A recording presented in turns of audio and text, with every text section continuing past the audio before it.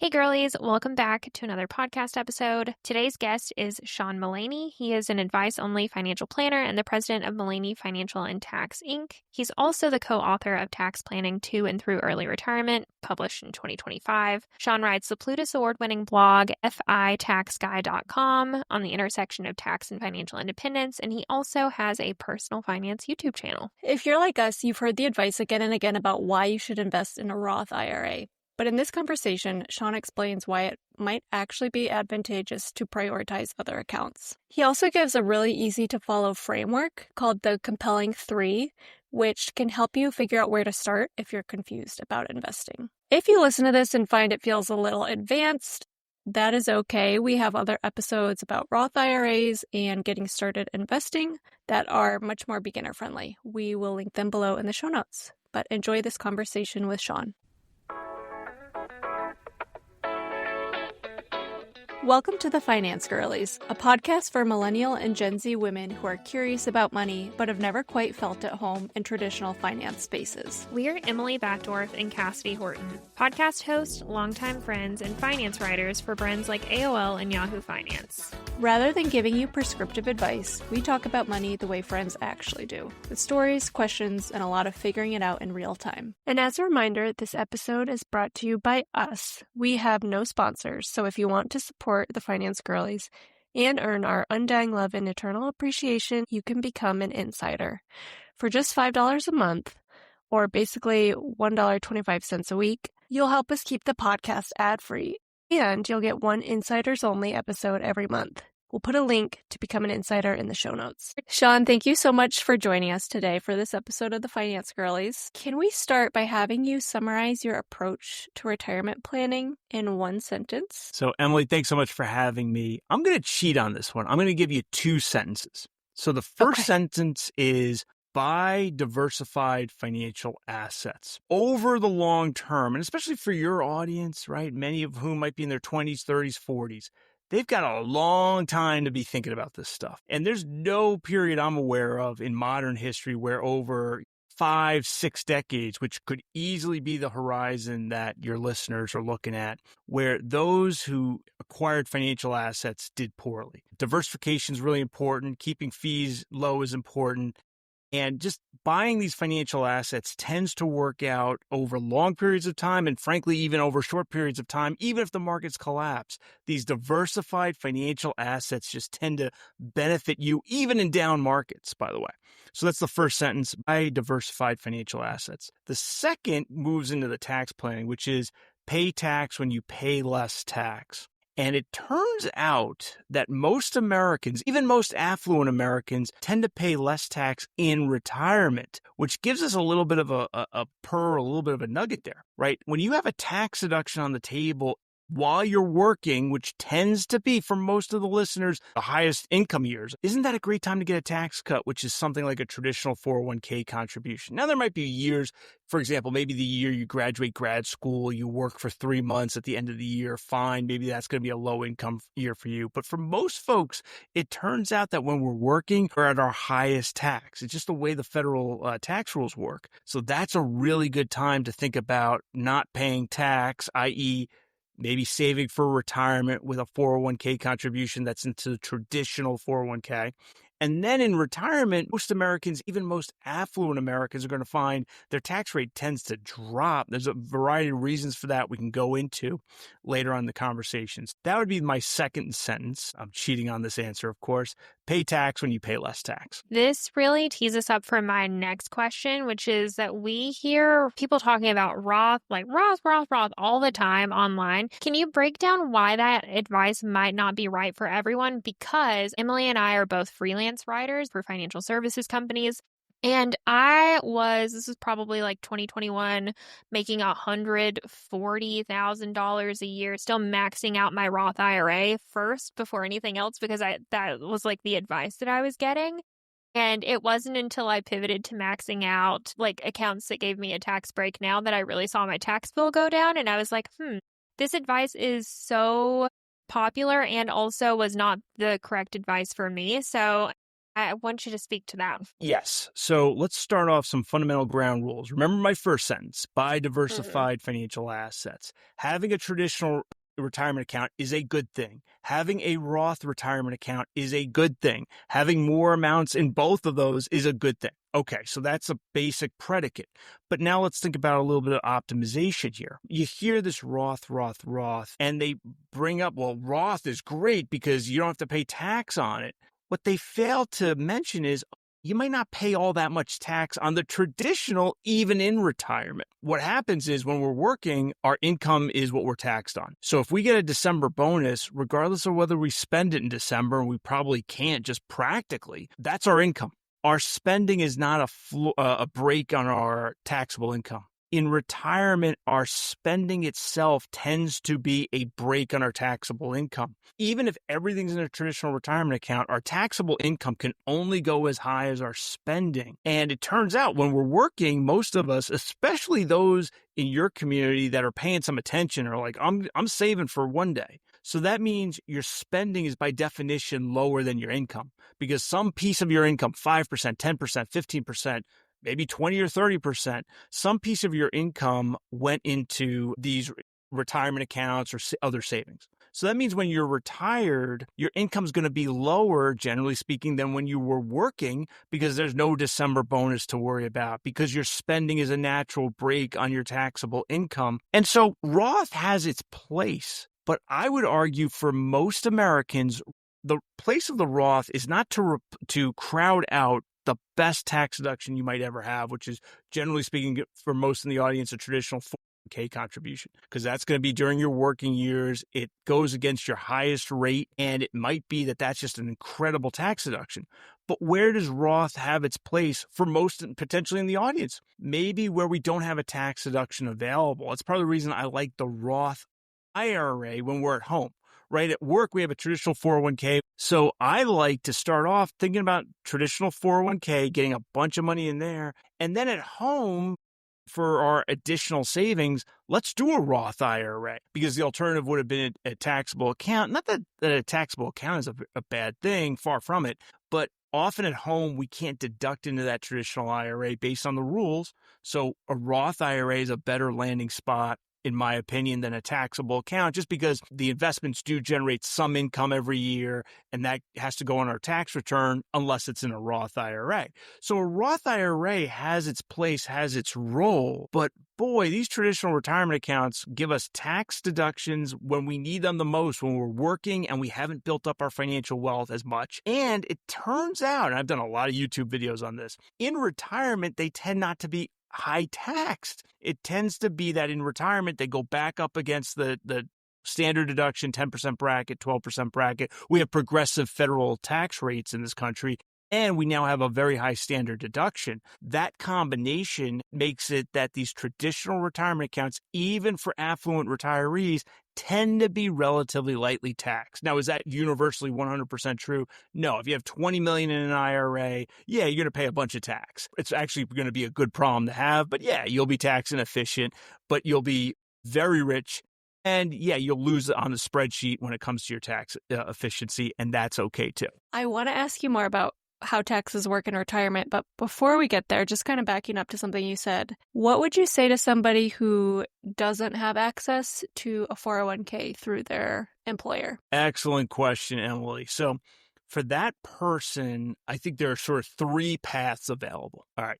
The first path applies only if you're married. Does your spouse have a traditional 401k? Because that could be, for the couple, that could be the prioritization. You say, okay, one spouse has no workplace retirement plan, but the other one does. Great. Let's max out for the spouse that has it. So that's the first path. Second path would be potentially a deductible traditional IRA contribution. So what happens is, let's make it a single person to make it easy. Single person has W-2 income, but that employer or employers have no 401k. So they're, or 403b, 457, anything like that. and no pension. So there's no workplace retirement plan. Well, the rules are favorable to this person, this single person, because it says that person could make $1 million, $1 billion. They still get to deduct their traditional IRA contribution. It actually makes sense if you think about it, right? They don't have that ability at work like many Americans do. So they get to deduct into a traditional IRA regardless of their income level. So that would be the second path I would think about. And the rules get a little complicated, but maybe you have one spouse with no workplace coverage, one spouse with workplace coverage in a 401k or similar plan. Okay, great. Maybe the uncovered spouse could deduct into a traditional IRA. You have to look at your numbers and that year's particular rules. Okay, so that's the second path, though, potentially a deductible traditional IRA contribution. And then the third path is the so-called taxable account, just in your own name or jointly with your spouse. Could even throw this into a revocable living trust if you're thinking about some estate planning concerns. Just invest into taxable brokerage accounts. And this isn't that bad at all in today's environment. So you guys are way too young to remember this, but it used to be that yields, so that's a fancy term for the dividend or interest that a financial asset pays. Yields used to be much, much higher. In the early 1980s, I don't remember this, but I was alive for it. We had treasury yields over 10%. The S&P 500 itself paid over 5% in dividends. So if you owned, say, $100,000 of the S&P 500 back in 1981, that was going to show up as $5,000 of dividend income on your tax return. Well, where are yields today? They're not that high. I haven't looked up treasury bills any time recently, but say you had a bond fund, maybe you're getting 3, 4, 5% tops, and then your stock portfolio, if it's like a domestic equity index fund, as we record this in mid-April 2026, it's yielding something like 1.2%. So if you had $1 million, you'd get about $12,000 of dividends, not enough to buy a new car. Think about that. You could have $1 million and it kicks out $12,000 of dividends, and that has to go on your tax return. And then you have these favored capital gains rates. So that would be the third path, would be contribute to a taxable account. And you say, oh, that's taxable. Yeah, but in a low yield world and we have qualified dividend rates, it's actually not so bad. So my three paths, if we were not covered at work, are look to your spouse, and if they're covered at work, potential deductible traditional IRA contribution, and then contribute to a taxable brokerage account. And by the way, 2 and 3 can, and maybe even 1 and 2 and 3 can be all combined together. It sounds like, and of course, this is not blanket advice or anything like that, but if you do have access to your traditional 401k or some type of traditional account, to like max that out first. And then if you still have money that you want to contribute, do a Roth IRA, versus like if your only choice is to do a Roth IRA or a taxable account, like it would still be encouraged to go the Roth IRA route because you're at least getting some tax deduction, even if it's on the back end, or Cassidy, tax benefit. Cassidy, great question. And there's no perfect answer. I will say this. Most Americans, especially most younger Americans, need at least some emergency savings. So that could be like an online savings account, money market fund, this sort of thing. And, before we just max out our traditional okay, we ought to have at least some protection from an online savings, some sort of cash holding. You do you in terms of that, in terms of size. I sort of tend to disfavor cash, but I do acknowledge that most Americans, especially most younger Americans, need at least some in an emergency fund. And you got to sort of do you in terms of the size and scale of that fund. So that's the first thing. Second thing is traditional 401k to the employer match. So many employers say, hey, if you put in, 5 cents on the dollar, 5% of your paycheck, that's just an example. It could be 3%, it could be 2%, it could be 6%. Pick out your percentage. They will match, it could be 50 cents on the dollar, 25 cents on the dollar, 100 cents on the dollar. It could be a 1-to-1. You have to capture that employer match, generally speaking. That's free money. And there is something called vesting. You don't get it if you don't stay that long. I would argue you don't really need to worry that much about vesting, because if you're not contributing to that small level, are you ever going to be able to retire? That's the question. So just, make sure you're contributing to at least capture the employer match. Then a lot of folks will say, well, then go to the Roth IRA. I say, I don't know about that, because you're leaving on the table a very valuable tax deduction. Is it shameful to go to the Roth IRA in that situation? Of course not. But I think for many Americans, the optimization play might be to keep going to the Okay, the traditional, get the tax deduction. Now, if the investments aren't good in the plan, maybe no, okay, I'm going to do a Roth IRA because it does have some favorable tax attributes and maybe the investments and the fees are lower. So that could be a reason to go to the Roth IRA. And I like what I refer to as the compelling three, right? Traditional 401k at work, Roth IRA at home, and then especially for those in the audience who are thinking about an earlier retirement, the taxable account. Do all three of them if you can, at least to some degree, because I will say this, as much as I like the traditional 401k, if that's the only thing you're doing, even if you max it out, it's going to be hard to early retire. Now, yeah, if you want to conventionally retire, that's probably going to be enough for most Americans. You add that to Social Security, you're probably there for a conventional retirement. But if you're thinking about an early retirement, almost certainly you got to be doing additional pots. So Roth IRA comes into the picture. Taxable brokerage account then comes into the picture as well. Anytime I hear the advice about capturing the employer match, I wish so much that I had that option. There are perks to self-employment, but an employer match is not exactly one of them.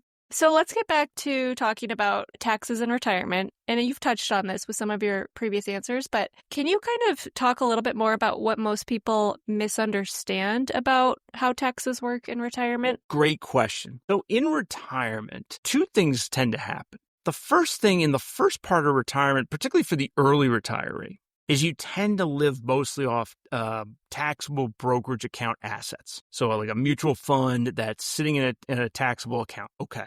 Well, what happens there? Say you're spending $100,000 a year, so you go into your brokerage account, you find ABC Mutual Fund, and you sell it. Well, what's your taxable income on that transaction? Well, it's not $100,000. It's $100,000 less your, what we call in tax, basis, your historic cost for that investment. So you invested $30,000, $40,000, $50,000 to get that investment, and then it grew to the $100,000, and then you sold it. So say your basis is $40,000. You're living on $100,000, but your income is only $60,000, and it gets even better. Not only do we get basis recovery, which helps us in the first part of our retirement, generally speaking, we also get favored long-term capital gains rates. And in fact, if that was your only income, $60,000, and you're a married couple, you don't pay any federal income tax on that because we have something called the 0% long-term capital gains rate, which applies, I believe, in 2026 through taxable income, which includes the standard deduction, through taxable income of $98,900, if I've got my number for 2026 correctly, for a married filing joint couple. If their capital gain doesn't exceed that level in terms of all their income, you have to add interest income, Social Security that's taxable, anything like that. But if all their income doesn't exceed that $98,900 of taxable income, they pay 0% long-term capital gains rate. Well, if almost all your income is long-term capital gains and you're below that $98,900, that married filing joint couple doesn't pay a penny of federal income tax. That's very powerful. So that's the first piece that makes taxes in retirement sort of an opportunity, not a problem. And that's, by the way, an argument to do more traditional 401k at work, and then that can clear out, there's tax savings up front. Well, then throw that in a taxable account, which could then be a 0% tax account at the beginning of your retirement. So that's the first thing. But then you say, well, Sean, we're going to run out of these taxable brokerage accounts, right? Eventually, we can't be retired forever and just have infinite taxable brokerage accounts. Well, okay, that's fine. Then, you're probably going to go to these traditional IRAs and you say, oh boy, but that's taxable. Well, to start, it might not be all that taxable. So what I mean by that is, say you are under 70 years old and you haven't started collecting your Social Security. So you're just living, maybe you have some interest income on that emergency savings account. Well, that's not going to be that much money, but let's call it $2,000. Okay. And then you've depleted your taxable accounts. So now you're living on your traditional IRA. Well, if you're a married couple, and you're both under 65, say you're retired, you're 63 years old, and wife, each are 63 years old. They get a $32,200 standard deduction this year. Well, the first $2,000 goes against that interest income. Okay. But then you still have $30,200 of standard deduction that would shield from taxation the first $30,200 from the traditional IRA. I actually have a pet name for that phenomenon. It's called the hidden Roth IRA. You take money from a retirement account, a traditional IRA, and that's quote unquote taxable. But then the standard deduction steps in and says, not so fast, Uncle Sam. IRS, you're not getting a penny of this. It's 0%. I call it the hidden Roth IRA. It looks like a Roth IRA, but it's hidden inside a traditional IRA. So that's the first piece. And then you say, well, wait a minute. Now I'm going into the 10% bracket because I took more than $30,200. And that's fair. But for another almost $25,000, it's taxed just at 10%. And then we go into the 12% bracket, which is pretty wide. That goes up to about $100,000 of taxable income. So we only start hitting the 22% bracket well into six figures of income. And it's going back through these progressive tax brackets that helps alleviate the taxes in retirement. Now, yes, eventually we'll collect Social Security. That will take out the standard deduction, maybe the 10% bracket. But we then start at 12%. We got to go back through that bracket, and then 22%. And by the way, our spending is going to be the natural ceiling on that. So it turns out our taxes in retirement in today's environment that has a very high standard deduction, I think in today's environment, retirees tend to be lightly taxed, and retirees are the biggest beneficiary, in my opinion, of that new higher standard deduction because most retirees don't itemize their deductions anyway. They've paid off their home. There's no mortgage interest there. You know, they might have some high property taxes. The other one is charitable contributions, but you can do that from your IRA even better. So a lot of folks, when they're 70 and a half and older, go into their traditional IRA and they call it a qualified charitable distribution. For those in the audience who are charitably inclined, it's another reason to contribute to traditional retirement accounts, not Roth, because what you can do is you could take the money out of the IRA, you send it directly to charity, not to you, and it's excluded from your income, which is very powerful. So then you marry a high standard deduction with this exclusion from income. You know, look, if you're not charitably inclined, it's not a reason to contribute to a traditional retirement account. But if you are charitably inclined and believe in your 70s and 80s, you want to give to charities, your church or whatever it might be, then absolutely it's a great advantage of the traditional retirement account. And in today's high standard deduction environment, it's very powerful. I have never thought about how you are taxed in retirement, and you have painted such a crystal clear picture of the advice that I've heard from other people before, which is like, you might be in a lower tax bracket than you think you might be in retirement, you know, and you like hear that advice and you think, okay, but I feel like you just walking us through the standard deduction and the capital gains and like all of this stuff, and then also just like moving up through the regular tax brackets, I feel like I'm learning so much. Yeah, you know, it's funny how taxes are opaque. And, you know, the other thing about it is there's a million tax rules. And do you think I know all those millions of tax rules? Heck no. But the way I try to look at taxes is, yes, we have to respect the rules. But what we're really looking to do is look at this from a planning perspective. How would I plan out against this system? One of the nice things about retirement for many Americans is the tax return's not all that complicated, right? Because maybe you have a taxable brokerage account, all right, a 1099 DIV, something called a 1099-B, that's for capital gains. You sold some, you know, mutual funds or whatever. And then, you know, you get 1099-R for your IRA distributions or any Roth conversions. You get a 1099, I think it's dash SSA for your Social Security income, and maybe some charitable contributions, and that's it, right? There's complexity in terms of, well, you could have all these different rates apply, but from a planning perspective, it's like, wait a minute, this boils down to a place where most retirees tend not to pay a lot in tax. And you say, well, why is that? And I think that could be its own podcast season, but I'm going to give you one little nugget. The 2024 election, not that long ago, but, you know, okay, 2024 election. There was a stat that I found in my research. According to, I think it's called PRRI, they claimed that of the 2024 electorate, 58% of the electorate was age 50 or higher. It's like, whoa, boy, that's revelatory. So that means that almost 3/5 of the electorate in 2024 was either retired or had their eyes on the prize. And that, it's like, wait a minute. Now I'm starting to understand why perhaps retirees are relatively lightly taxed. Turns out retirees and those close to retirement tend to vote in higher proportion than those who might be a little younger. That is what it is. I'm not here to make any political commentary. It just sort of is what it is. And that incentivizes the politicians perhaps to be more gentle when it comes to retiree taxation. The piece that I didn't realize and maybe had never heard of that you just mentioned was, I forget what you called it, but your example was putting $40,000 into a brokerage account, ending up with $100,000, and then your income is the $60,000, not $100,000. Can you repeat the name of that? So this is just capital gains, right? So when we sell assets and we have gains, they're reported on the tax return. And for the vast majority of assets, including all the common financial assets like stocks, bonds, mutual funds, ETFs, it says, okay, this is called capital gain income. And assuming you've held it for more than 1 year, which, most retirees are going to have that, or at least if they have it, they're going to have held it or most of it for at least a year.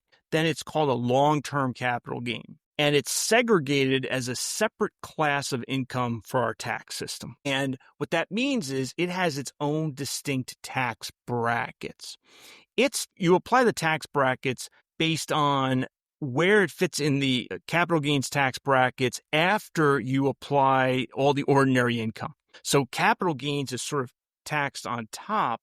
But even so, what tends to happen is if you're in retirement, especially the first part of retirement, and you're living off long-term capital gains, you might not have much ordinary income at all. So you could even have a situation where some of that long-term capital gain is just sheltered by the standard deduction. That happens to some people. Once we're taking Social Security, generally that's not going to happen. But prior to Social Security, and you might delay all the way to age 70, you could get that. You could get some of that capital gain could just be sheltered by the standard deduction. But then you have 3 different tax brackets once we're beyond the standard deduction. The first tax bracket is 0. And then there's a 15% bracket and a 20% bracket. And you say, why is there a 0% long-term capital gains bracket? Well, I'll give you sort of 2 reasons that this sort of exists in the world. One is we do want to encourage retail investors to build up financial wealth. We want to encourage participation in the financial markets. The tax code tends to love financial assets, tends to love stock prices. And so that's a piece of it. And by the way, there is this argument, and I was listening to a podcast last year, a woman from New Zealand was talking about their tax system. They don't even tax capital gains. They sort of say, well, wait a minute. You invested after-tax money into that brokerage account, so we're going to stop taxing the gains on that. So in New Zealand, my understanding is, based on this podcast episode, I can send you a link for the show notes if you're interested. In New Zealand, they don't even tax capital gains, and I believe there's other countries that do the same thing. So in America, we almost have a hybrid approach. We sort of acknowledge, well, wait a minute, it was after-tax money that went in there, so maybe some of it should come out at 0. And then, by the way, it only goes up to 15% after that, and it's just the next amount. So say your capital gains was 150 or 175 for the year. Well, most of it, if that's your only income, most of it's going to go against 0%, and then some of it will go against 15. So your effective rate, sort of blending it all together, will be like 3%, 5%, won't be bad at all. So living on these capital gains can be very powerful and can help the early retiree, particularly because you can use this basis recovery mechanism to control your income, and you can keep in that 0% bracket, and now you're cooking with gas. And maybe if you live in a state with a state income tax, you might pay a little state income tax, but it's not going to be that bad. You have already briefly mentioned the compelling 3 framework, but this is also a new concept to me and Emily, and we would love to hear you break down this framework more in like a really simple, real life way. Like how is it so compelling for someone who's in our audience, for example, who's like maybe in their 20s and 30s, maybe thinking about retiring early? All right. So the compelling 3 are traditional K or other workplace retirement account. So traditional there, Roth IRA at home, and then taxable accounts.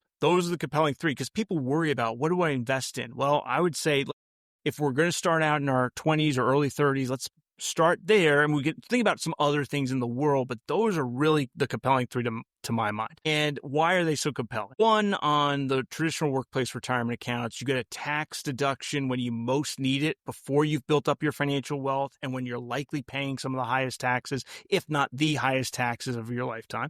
So that's very helpful. So then second is Roth IRA. Roth IRA, all right, you don't get a tax deduction up front, but you do avoid future taxation. It's a bit of a hedge play because you say I could go into retirement with, traditional 401k, but also some tax-free assets in retirement. So that is pretty compelling to me as well. By the way, the Roth IRA can also be used as a backdoor emergency fund because your annual contributions can come out anytime, any reason, tax and penalty free. Generally speaking, you don't want to do that while you're working, but if you had to, just a good feature. And then the third one is the taxable brokerage account, which I think is pretty compelling because the tax treatment of these taxable accounts in the first part of retirement, where we don't have much other money or much other income, is very good and very compelling in my mind. That taxable account sort of sets you up for these potentially low tax or no tax years in the first part of retirement, particularly in early retirement. So the compelling three are pretty compelling to me. That said, I want to add something here.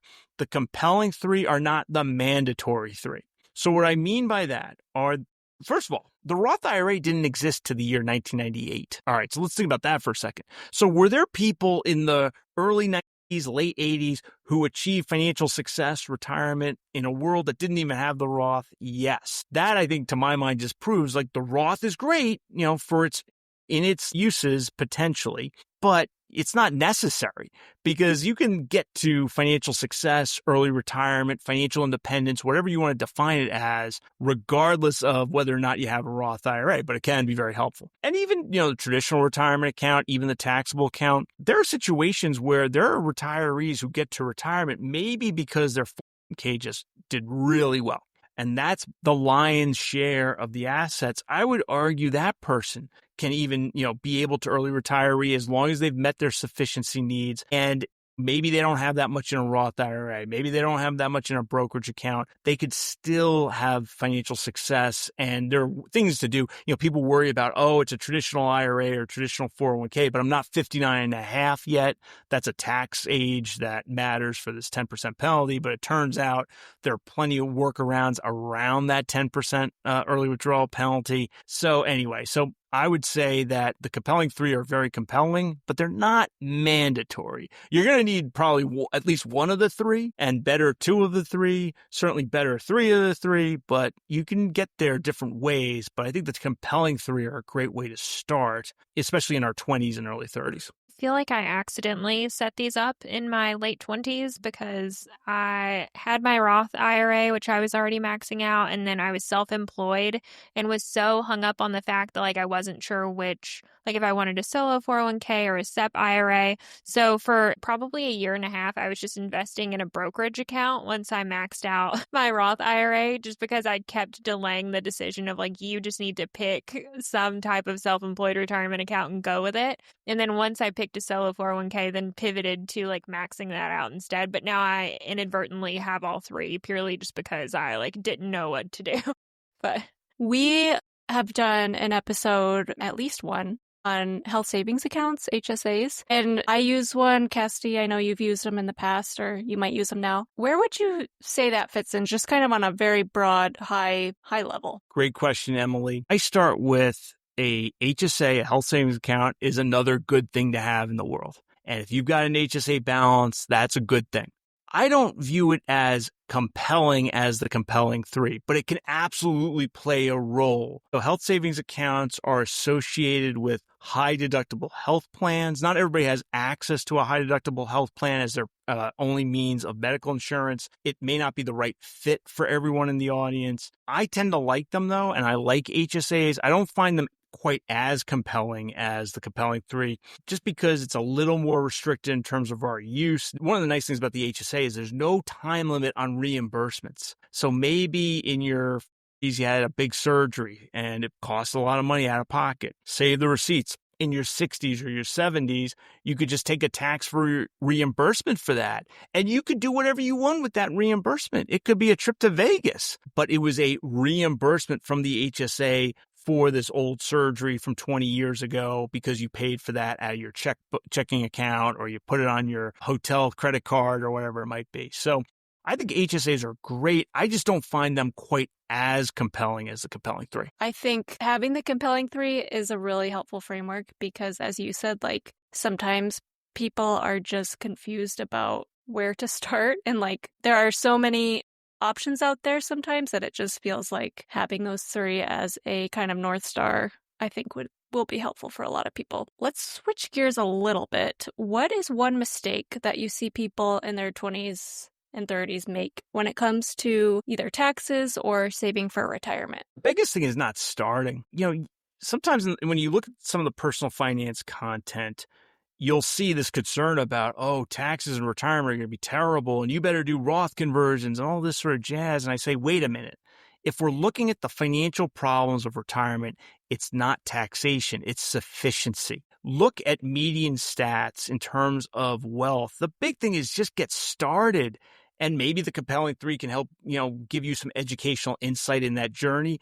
But the big thing is just start acquiring these financial assets, especially the diversified low-cost assets. I tend to like what are called index funds. Get started. I think too many people in their 20s and 30s just don't spend enough of time thinking about, well, wait a minute, wouldn't it be good if I had some financial stability?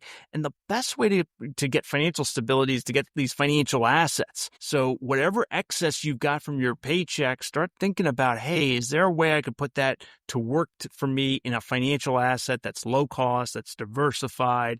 And yeah, maybe it'd be best in a traditional 401k, but even if you're not optimizing for that, just get started and start buying these financial assets. Yeah, I do think so many times the fear of doing it wrong can keep people stuck and prevent them from actually starting to invest or save for retirement for the first time. But I also have found that it's such a good reminder to be like, there are lots of ways to do it. And even in my case, looking back, I'm like, you invested a lot of money into a brokerage account before you ever opened up like a solo 401k. And a lot of experts could look at that and be like, you did that wrong. But also like I was still investing, right? And that's like better than nothing. And so I think it's just important to remember that like starting period, like you can always adjust your strategy. You can always change things down the road. Nothing is set in stone, but like picking a direction and just going with it is so important at the end of the day, especially when you're young and you do have so much time on your side. Okay.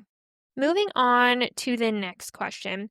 How do you personally think about balancing investing for the future versus actually enjoying your life right now? How do I balance living for today versus saving for tomorrow? Well, one, I do think there's this issue about experiences versus stuff. And, I've actually been through some moves recently for people I know, and stuff holds you back. So think about this, right? All the knickknacks, all that stuff is either one day when you guys move, you got to deal with it. You got to make a decision about, do you take it with you? When you get to the new place, where does it go? The stuff is a burden.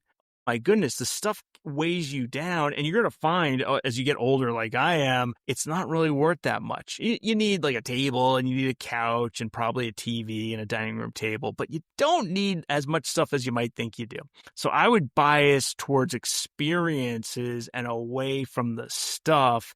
When you buy, and I'd also bias a little bit towards the financial assets. Now, that doesn't mean be miserly. You got to live your life and enjoy some experiences while you're both, if you're married, while you're both still here. But think about when you move, right? All your stuff is an anchor. It weighs you down versus you move and you have these financial assets. No, I got to go to fidelity.com and do a change of address form because I bought some mutual funds with them. What a terrible outcome, right?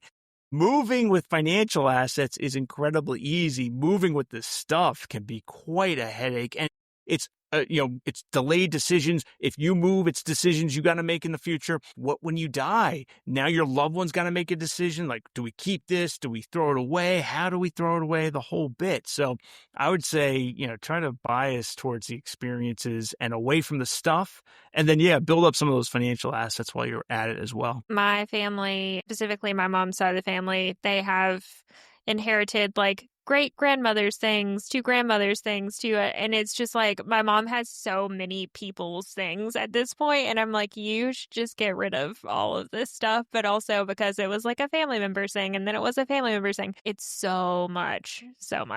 Yeah, both of us have moved within the last year, and so we feel that deeply. For anyone who's listening who wants to learn more about you, your book, anything, is there anything that you want to plug? Thanks so much, Cassidy. The book is called Tax Planning to and Through Early Retirement. I co-wrote it with Cody Garrett, who's a financial planner in Texas. That's on Amazon, Barnes & Noble, where you commonly get books online. So there's that. And then my blog is sort of my internet home, FITaxGuide.com, FITaxGuide.com. I put my bio up there, a link to my LinkedIn page, and then roughly once a month, it sort of depends, I post articles about tax planning topics, about how tax and financial independence intersect, and so you could find me there. I do have a little YouTube channel. It's Sean Mullaney videos. Just put that in the search bar on YouTube. Yeah, we will put them all in the show notes too. Yes. All of your links. Cassidy, Emily, thanks so much for having me. Really enjoyed the conversation. That's a wrap on another episode of the Finance Girlies podcast. Nothing in this episode is meant to be taken as financial advice. Please do your own research and talk to a professional if you need advice. If you liked this episode, consider leaving a review. Better yet, send the show to a friend who might enjoy it too. Love ya. Bye. Nailed it.